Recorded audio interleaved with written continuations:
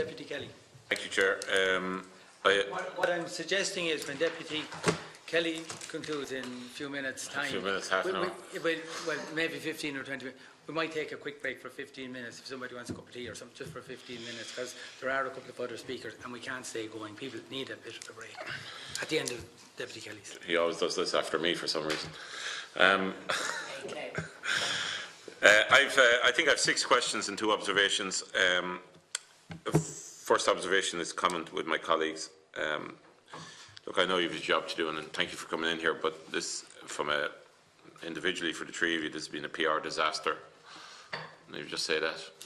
To sign off collectively, the 3 of you, on a statement like this, with the inferences that are in there, it's a PR disaster for yourselves. NAMA, the PR, public relations management of NAMA, hasn't always been the best, but this is another example of it.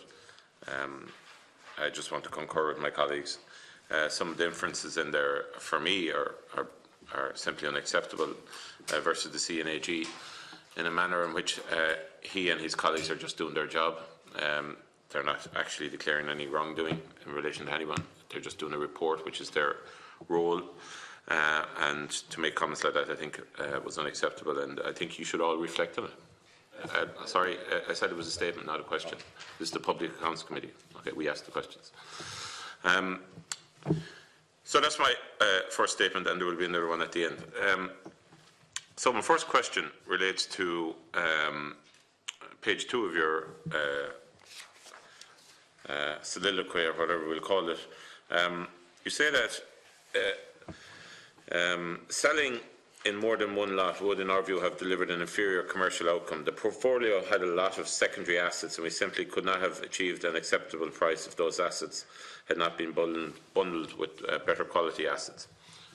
How do you actually know this? I mean, Lazard didn't do any analysis in relation to the value of the assets beforehand. That's a big, big statement. Within the portfolio, there were assets which, based on the views that we were getting from asset recovery and the team, that were this, what we would call a very long tail of small, very impaired, very difficult assets. So that was internal information which was provided to the board by the executive team within NAMA. Okay, but did you not think when you brought in a company to do the work that an underlying analysis of the assets would have been the right thing to do? We had a lot of in-house experience in AHR. And they were seeing prices of assets every day of the week, and they were in a good position to judge value. The 55 of the main assets constituted the bulk of the portfolio, and then you had this tail, as my colleague, Mr. Ellingham has said. It made sense to bulk, because it was likely to have the effect of getting the best price possible. So you didn't think it would have been the right thing to do to get the organisation you had brought in to actually do an assessment of the assets? Well, as I said, we had because the competence in-house. You had the competency in-house. So you didn't, you didn't need a second opinion. Could I? Deputy, there's a few things around that. Firstly, about 50% by value had been recently valued in the context of the year-end position for December 2013, where it wasn't NAMA who was putting a valuation on them. So half of the portfolio by value had recent valuations. That's the first thing. Second thing is, in respect of your point around the bundling, 19% of the portfolio was non-income generating. In actual fact, there was a cost associated with the holding of the assets. So, for instance, land or development or partially developed housing estates, or what. So they were non-income generating. And one of the key considerations for the board was that we wouldn't be left with that 19% as a rump. And that's why we did look at the bundling, and that would be a common practice when you'd be taking a loan sale. I have no issue with your second part of the analysis. Let me just say this, from our perspective, and I think from most of us here, the fact that this wasn't done, I think, was a weakness, and it should have been done. I think relying just solely on in-house analysis, you know, you always need a second opinion. I'll get back to that because I've limited time. I laugh because I said this to the chair. There's a number of references inside in your statement in relation to Brexit. Remind me when Cheltenham is on next time around to bring the whole lot of the board of NAMA with me, because you seem to have a capacity to predict future outcomes. Like the references to Brexit, by and large, obviously was an issue in the sense that the Prime Minister had referenced the fact that this was coming ahead. But the idea that Brexit formed part of the equation of analysis in relation to pricing, I mean, that's It was there in the background right from the time that Mr. Cameron announced that there was a vote, and it was a distinct possibility and something that we should bear in mind. This referendum was a lot different from Hal Wilson's referendum in '75, because I was only born then, but no significant media outlet was recommending leave at that stage. But if you look at what was happening this time, and forget about what the financiers... I understand what you're saying, but can I just reference this though? If that's the case, and that's, you know, that's your argument, something that I think... What weighting was put on that in relation to this analysis? The weighting was that... so as part of the equation decision-making... The weighting with other things was that... that, you know, what was happening in London and what was happening in parts of England and what was happening generally was that there had to be a downturn sometime. I was in the public service for 45 years, and in every decade there have been peaks and valleys. Every one of them. Just answer my question. Like what we were saying. I've limited time. Can you answer my question, please? What we were saying was that the clouds were gathering, and as part of our general policy, we should take any opportunity that we had to pay down the debt. I think Deputy, it's fair to say it was on our risk register. I actually personally put very little weight on that. It's been truthful. What about your two colleagues? Well, I placed a fair amount of weight on it, because I thought that there was an optimistic view being taken of a vote to remain. I would say it was a neutral factor. It was there. It wasn't the overriding factor in wanting to take the decision to exit the assets. Okay. What was much more important? So we have Mr. McHenry saying it was negative. We've Mr. Soft saying that it was a significant, or was more of an issue, and Mr. Ellingham saying that it was neutral. So effectively, that's a plus, minus, and a neutral, which makes it a neutral, which means that it had no impact. But it was on the risk register. It was put on the risk for you. I think. But the weighting put in subsequently post in your few words here, and by the way, as referenced by your chair, is much higher. What we're saying, essentially... I think I've proved my point. I'll move on. I have a limited amount of time. Lazards are constantly being referred to in relation to here. Let me just say this. Personally, I would never hire him, from what I've seen here. The idea, for me, this is a box-ticking exercise. Their role, for me, is very bizarre, and I've referenced this before. You say in your words that on page 6 that I and other board members are satisfied based on Lazard's unequivocal expert advice. But sure, it's very easy to get the expert advice if you just define the role in such a limited way that they have to give you the answers that you kind of want. I mean, the idea that that they weren't required to do the value of the loan book earlier on, that the marketing exercise was pretty limited, as has been outlined by my colleague, which I won't go into now because I haven't time, and the fact that in relation to their post-analysis of the actual sales process, that they weren't informed of the fact that there was payments being made. I mean, does that not just say that their whole role inside in this was just box ticking? No. And we said that from the start. They were asked to carry out a sales process, which they did in a professional manner, and they're an internationally renowned company. I know who they are. Oh, trust me, I know who they are. I knew who they were before this. Anyway, we'll agree to disagree. Can I just say, and I think it is important to say that the way Lazards were retained to, on the basis that the board of NAMA had analysed the portfolio and said that its minimum price was 1.3 billion. In actual fact, the way that the engagement with Lazard was structured was that it was the pricing mechanism around how they got paid was going to be higher if they went to a party other than PIMCO. And I think that's an important thing. So their fee arrangement was less if PIMCO was the acquiring party. I need to move on. In relation to, is there anything here in relation to this whole process that you believe would be you should have improved on, or you would have done differently or better? Well, I don't think so. I think that this was a good, sound process. Any of you, the other two gentlemen? Okay, well, the chair of your board said that he would have done one thing differently, is documentation. Okay? Do you agree with that? I'd like to make a few comments around that, because the chairman made in his statement last week, or on the 29th, when I was here, said that the important thing around documentation and minutes is that they record the decisions and not the discussions. And in the well-known publication, which is the company secretary, it says record of decisions and resolutions passed, not discussions, and that's referenced by the Director of Corporate Enforcement. That is the basis upon which NAMA has kept its records since. Fine. I actually don't have any issue with your last statement, but it is fair to say that records and documentation could have been kept better.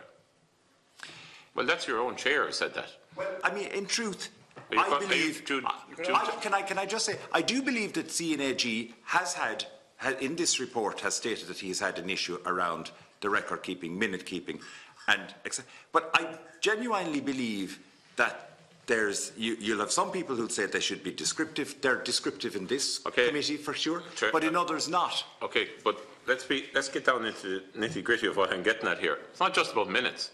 I mean, throughout this process, we've looked for documentation in relation to the analysis as regards the discount. And we've been told on a couple of occasions that we will get that. So, Chair, we still haven't got it. We asked again here today. So if there's such good documentation, let's set a time limit on it. Let's say you can give it, because we've been looking for it for some time now, 3 weeks. So today is Monday. Can we have it by, or today is Tuesday, can we have it by Thursday? Because the documentation, if there's no problem with the documentation, we should have it by now. Not minutes. But you said repeatedly, you're sure, and you used the word sure. You used the word sure, that there was various iterations that would have made references to confirm your hypothesis. Well, if there is, produce it, and produce it immediately. Sorry, Deputy, I think it is incumbent upon us to go back and say when did the iterations go, because when accounts are published... 3 weeks. Well, sorry, and for sure, when accounts are published, it isn't on that day that they're prepared. They're prepared for quite a period of time, and we will. And I will go back to NAM, and I will ask that information is given. This week would be good. Yeah, I think it's fine to make a point. I have a number of other questions. Deputy, can I say that in relation to providing documentation in relation to Lazard, that is correspondence with the committee about that and the confidential. Well, we'll find out. We'll find out about the other documentation this week. Finish. I didn't hear that. You're saying they're confidential. I mean, we have sought their permission to release certain documentation, and we are. I understand they have. Or we, on their behalf, have been in touch with you to ascertain can confidential documentation be provided in a limited way?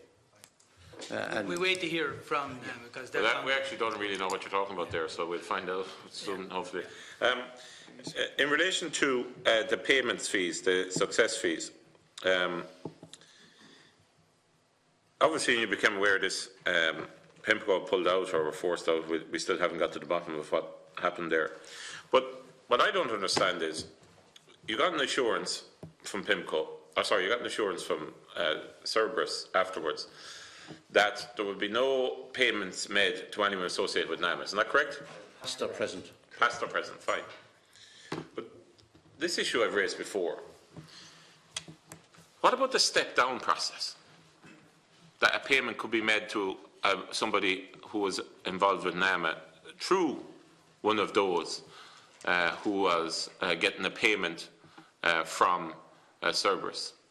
In other words, did you ensure categorically that those who were you were doing business with, if there was payments being made and success payments being made, that they couldn't make payments to anyone who was associated with NAMA? The assurance they gave us was that... No, I didn't ask you what the assurance they gave you. I asked you, did you ensure that third parties who were getting success payments could not make further payments to anyone associated with NAMA? Well, yes or no? The insurance covered...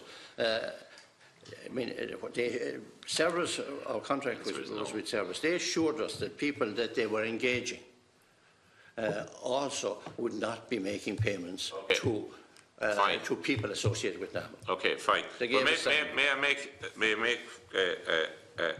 an observation based on your answer? It's this. The answer is no. Obviously, because this process wouldn't have gone through if the answer was yes.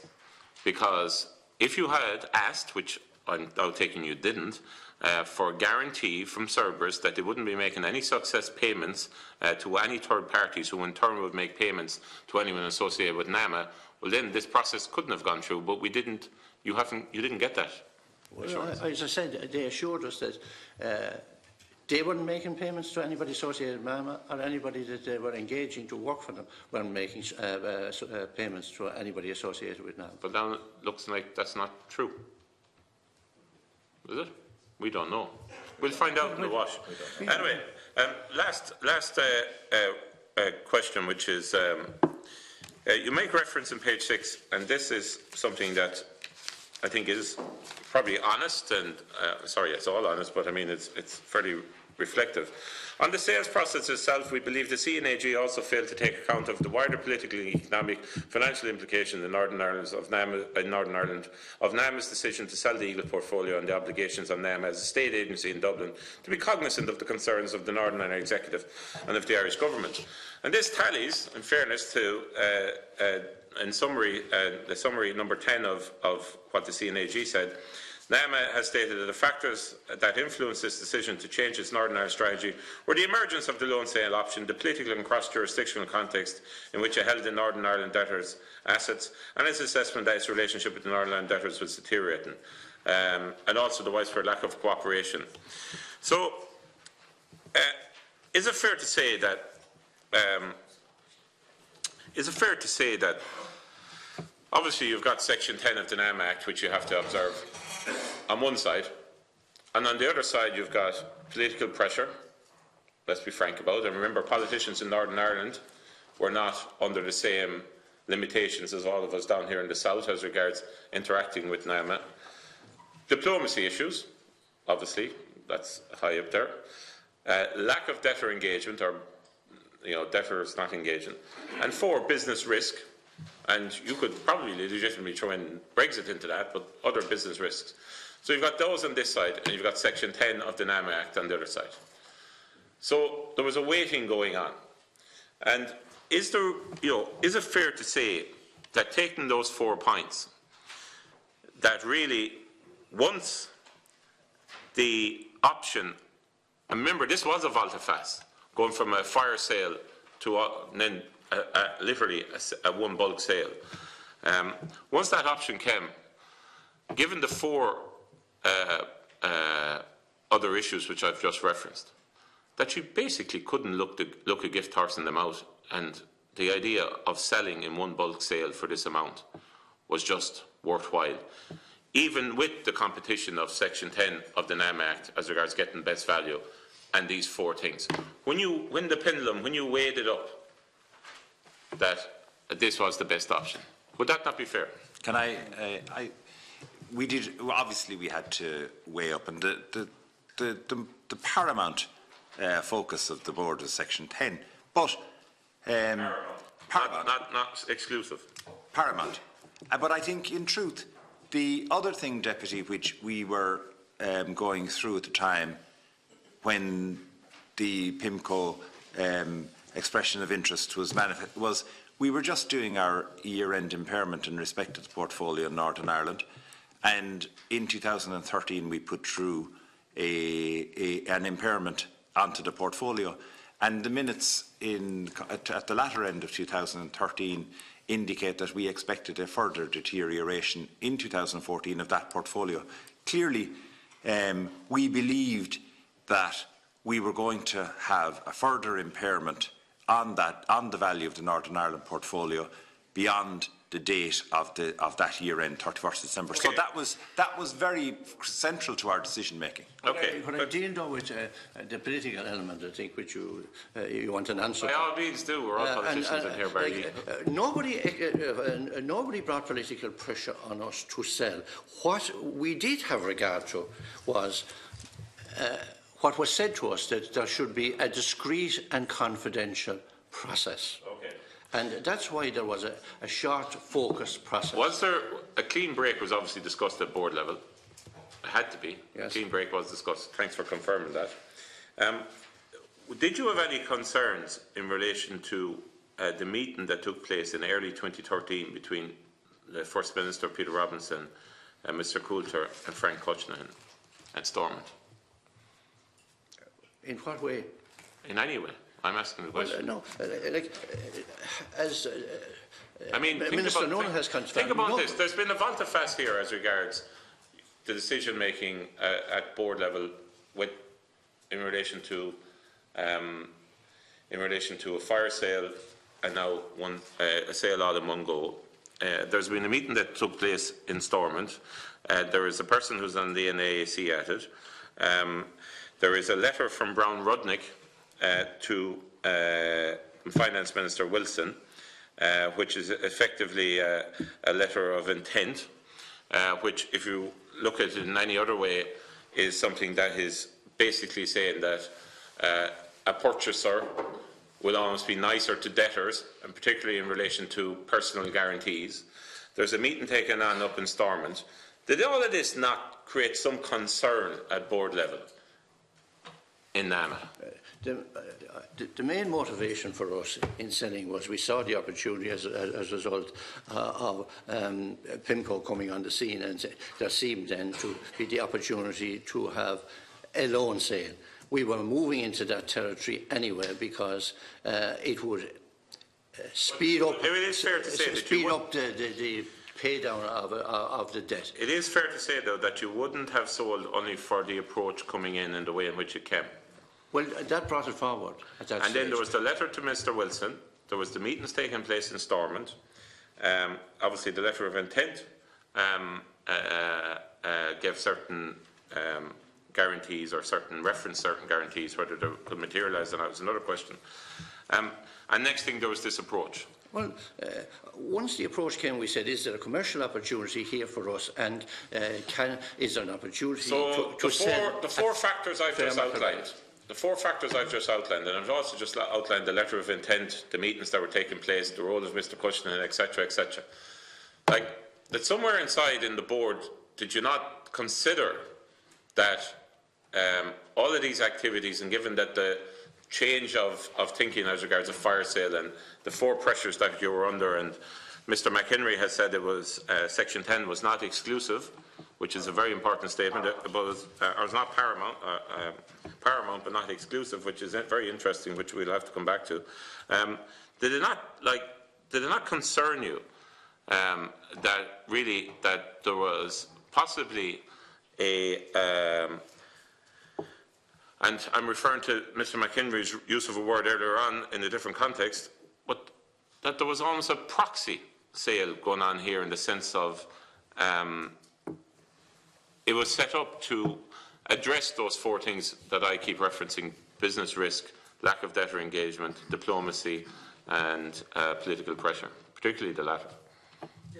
I'm just concluding. Our main consideration was there opportunity there to get a fair market-related? Okay, fine. But my final reference, and this is it, is that on your board meeting on the 12th of December, it made reference to the portfolio sale would release NAMA from, and I quote, what had been a disproportionate burden of effort in light of, the relative size of the portfolio. Taking up a lot of time, yes. So, what had been a disproportionate burden of effort. What does burden of effort mean? Well, dealing with the debtors, there was a resistance to assign rents to us. There was a resistance to sell. You know, people. Is it the four things I made reference to, really? Is it lack of debtor engagement? Yes. Business risk? Yes. Diplomacy and political pressure? I think it's the first one, in the sense that the asset recovery team were managing assets in Northern Ireland, and in the UK and some other places in Europe. The problems they had with debtor engagement in Northern Ireland was by far the highest in any part of the portfolio. But, I mean, I can emphasise, no political pressure from government here or anywhere else influenced our decision. And concluding now, Chair, I'm not asking another question. Just for me, I believe that coming down to the crux of this, it is that pendulum which I spoke about earlier on, in relation to the 170 million, is those four areas versus Section 10 of the NAM Act, and was it going to be worthwhile? And whether it was paramount or exclusive, as referred to by Mr. McHenry. I mean, that is the crux of this issue. Whether or not, you know, the 170 million which the CNAG has made reference to, obviously, and which we're discussing here, whether that was worthwhile given the four issues that I've made reference to. That is not a question, it's a statement, so I'll refer on to my colleagues. At this stage, what I'm going to suggest, did you just one quick comment? Yes, Chairman, a very, very quick comment. I would like, I've been chair of the Audit Committee for a number of years. I'd like to say that we have had much valuable interaction from the CNAG. In the first instance, I'd like to say this, and where we could enhance. Remember, we were set up effectively in 2010. We had to build a system from nothing. We got huge assistance from the CNAG and advice around that. What I would, and I'd like that to be acknowledged and to be noted. But can I just say one thing, Chairman, as I finish? I do think, in the context of the reference to a probable loss of 190 million pounds sterling, it is something that we are rightly accountable in front of this committee to give our view around whether or not. Now, can I just, on the 29th of September, CNAG, in response to Deputy Kelly, said, when Deputy Kelly asked, what's the margin around that figure? He said, it is impossible really to project it or to estimate it. Absolutely. And I believe that's right. And I think it could be higher. And in actual fact, we believe, and that's, I think, so when you say probable of an amount, that's the issue, Chairman, that we have a particular, and I think, but I do want to acknowledge significant real value that the CNAG has made to NAMA during the process. Maybe re-edit your statement. Okay, I'm just concluding just for a moment, and that's an issue we as a committee will have to deal with. What I'm going to say, we're going to take just a 15-minute break because we're here since 10 o'clock. And what I would say is to the three gentlemen, if you want to take a minute or two at the commencement of the next session, because questions were being fired at you and you might not have got an opportunity. If you're happy to proceed, we will, but if you just say there's 2 points we didn't get to cover, please give me a minute or two. You have the opportunity when you come back, in case there were some issues weren't properly had time to respond to. So 15 minutes suspended.